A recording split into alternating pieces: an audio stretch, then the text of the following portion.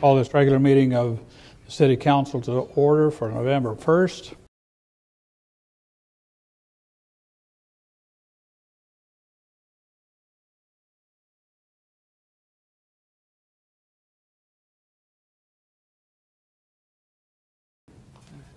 Our next speaker is Cheryl Cooper. I extend my gratitude for the opportunity to speak to you about a critical public safety issue, police pursuits. My son Christopher was an innocent bystander who found himself caught in the middle of an out-of-control, high-speed police pursuit on the evening of November 8, 2007.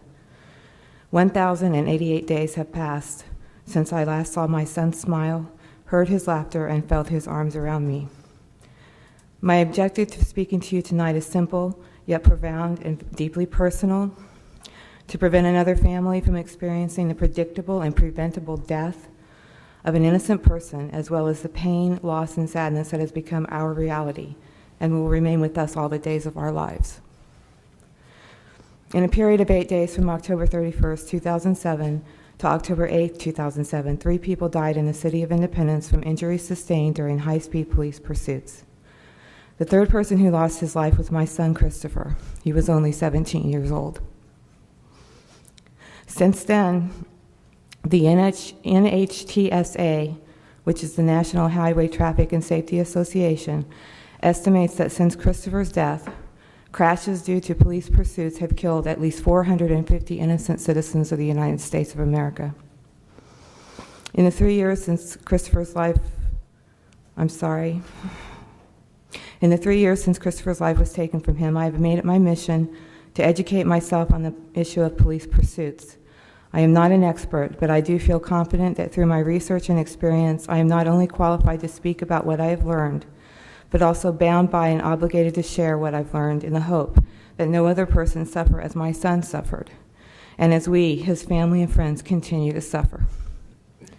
The Independence Police Department's General Order number PD 94-026F, subject vehicle pursuits, states, "No assignment shall be of such importance and no task shall be expedited with such emphasis that the principles of safety become secondary. There are no tasks of such importance that justify the reckless disregard of the safety of innocent people. Human life must be placed above all other considerations. This objective is second only to officers wearing their seatbelts at all times while operating a police vehicle. In my opinion, sadly, this objective was blatantly ignored on the evening of November 8, 2007. I will speak briefly about the policy in relation to this chase and what I would like to see in the future regarding police pursuits and Independence.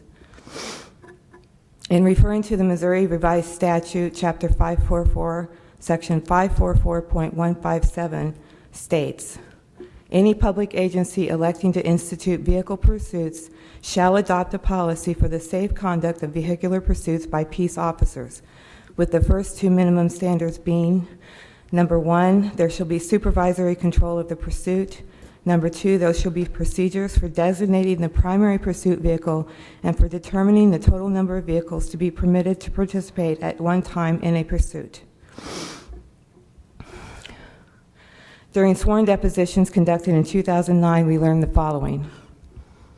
When questioned, police officers involved in the pursuit testified that they were not aware of supervisory direction at any time. The policy clearly states that although the decision to initiate a pursuit is at the pursuing officer's discretion, supervisory authorization is required for more than 2 units, the initial unit and 1 assisting unit. In this pursuit, there were multiple units involved throughout. The policy also prohibits parallel pursuits as well as caravanning without supervisory approval, both of which occurred during this pursuit as stated in sworn testimony. According to the pursuit policy, traffic violation or misdemeanor pursuits should be avoided or terminated if they pose unnecessary risk to life or property. Whenever practical, officers will attempt to avoid pursuits before they occur. Any pursuit will be discontinued when there is clearly excessive danger to anyone. At the time this chase was initiated, it was not known if the initial hit and run Mr. Pujols had committed was minor, such as an aggravated assault, or if it was indeed a felony hit and run, which by law must involve injury or damage in excess of $1,000. Mr. Pujols was subsequently charged with and convicted of felony hit and run in the first incident, but at the time of the pursuit, it was not known what, if any, injury or damage had occurred. In listening to dispatch tapes and viewing dash cam video, we learned that at the beginning of this pursuit, the communication between the officers and the dispatch unit was extremely poor. At one point, dispatch indicated that the vehicle initially hit was a suspect vehicle. The officer had no clear idea who he should be chasing. This action alone created uncertainty and excessive risk to the public safety. Upon learning all of the facts, it would seem that even though there is a Ms. pursuit Cooper, policy... please complete your remarks. Your time is up. I'm closing my statements. Upon learning all of the facts, it would seem that even though there is a pursuit policy in place in Independence, it isn't worth the paper it's written on if the guidelines are not followed. This leads me to my final point. I know that pursuits are at times necessary. I am not disputing that. However, in reading and learning about pursuits, I have discovered that the best way to avoid injury and deaths during pursuits is through comprehensive and specific pursuit driving training. Within the Independence Police Department, it has become clear that there is a severe lack of training for pursuit driving. This puts not only citizens but police officers at serious risk. While recently reading the KCPD internal audit, I learned that preventable crashes in 2008 cost the department more than $362,000 in damage to patrol and citizens' vehicles. Since the KCPD introduced mandatory driver's training in 2009, the KCPD has seen a 35% reduction in preventable police vehicle crashes since 2008. By taking a proactive approach to training, the KCPD has reduced the number of crashes from a peak of 149 in 2008 to 19. Mrs. Cooper, we've been very generous. Please conclude your remarks.